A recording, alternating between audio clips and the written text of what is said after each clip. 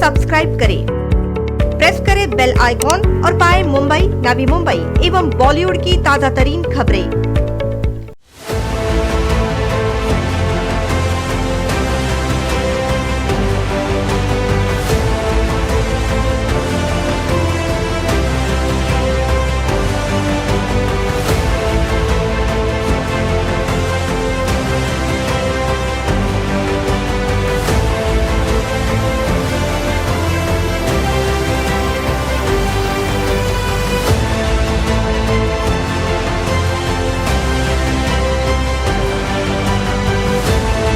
ESIS में जो infra available है ऑलरेडी 4 बूथ बढ़िया चल रहे हैं, वैसे ही आगे और 12 बूथ बढ़ाएंगे। आयुक्त साहब ने ये आश्वासन दिया है, बोला है कि पक्का करूँगा मैं, जैसे ही वैक्सीन आएगा हम तुरंत उसके पीछे लग जाएंगे। और उन्होंने कहा कि अगर आप लोग की ज़रूरत पड़ती है वॉलंटियर्स के लिए तो वो भी अब बताया जाएगा।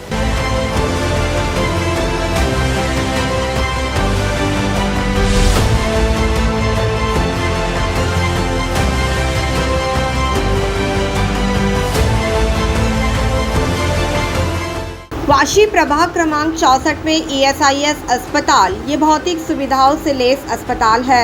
इस अस्पताल में जंबो कोविड वैक्सीन सेंटर की शुरुआत की जाए, ऐसी मांग प्रभाग क्रमांक 64 के समाज सेवक एडवोकेट नीलेश भोजने द्वारा की गई थी। वर्तमान में यहां 4 वैक्सीन बूथ शुरू है, मगर अब 1 मई से केंद्र सरकार द्वारा 18 साल से अधिक उम्र के लोगों को भी वैक्सीन देने की बात कही जा रही है, जिस कारण भविष्य में ये बूथ अपूरे पड़ सकते हैं। इसी बात को ध्यान में रखते हुए विधायक गणेश नाइक के नेतृत्व में पालिका आयुक्त अभिजीत बांगर के साथ संपन्न हुए बैठक में एडवोकेट नीलेश भोजने द्वारा अपनी कई मांगे आयुक्त के सामने रखी गई, जिसमें समावेश था वाशी स्थित ESIS अस्पताल में कोविड वैक्सीन के वर्तमान में 4 बूथ है, जो भविष्य में बढ़ाकर 16 किए जाए।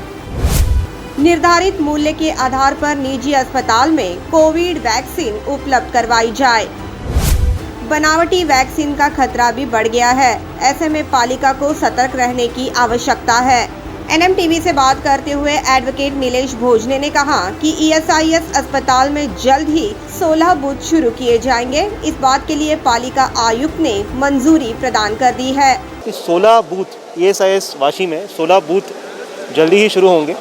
1 तारीख से जो हमने जो केंद्रीय सरकार ने बोला है कल ही कि 18 अधिक लोगों को दिया जाना चाहिए वैक्सीन, तो इसका ये डिमांड था कि ESIS में जो इंफ्रा अवेलेबल है ऑलरेडी 4 बूथ बढ़िया चल रहे हैं, वैसे ही आगे और 12 बूथ बढ़ाएंगे। आयुक्त साहब ने ये आश्वासन दिया है, बोला है कि पक्का करूँगा मैं, जैसे ही वैक्सीन आएगा हम तुरंत उसके पीछे लग जाएंगे। और उन्होंने कहा कि अगर आप लोग की ज़रूरत पड़ती है वॉलंटियर्स के लिए तो वो भी अब बताया जाएगा। आगे उन्होंने ये भी कहा कि सितंबर के बाद जब कोविड मरीजों की संख्या कम हो रही थी तब हमें तैयारी करनी चाहिए थी, मगर हम लापरवाह रहे एवं लोगों ने अपनी ओर से भी लापरवाही बरती, जिसका खामियाजा आज पूरे शहर को भुगतना पड़ रहा है। मेरे ख्याल सितंबर अक्टूबर के बाद थोड़ी सी लापरवाही या थोड़ा सा हमने टेकन फॉर ग्रांटेड ले लिया था। इसकी तैयारी ऑक्सीजन बेड्स की और जो भी कुछ इक्विपमेंट्स चाहिए, ऑक्सीजन बेड एक चाहिए होता है, वो ज़रूरी है।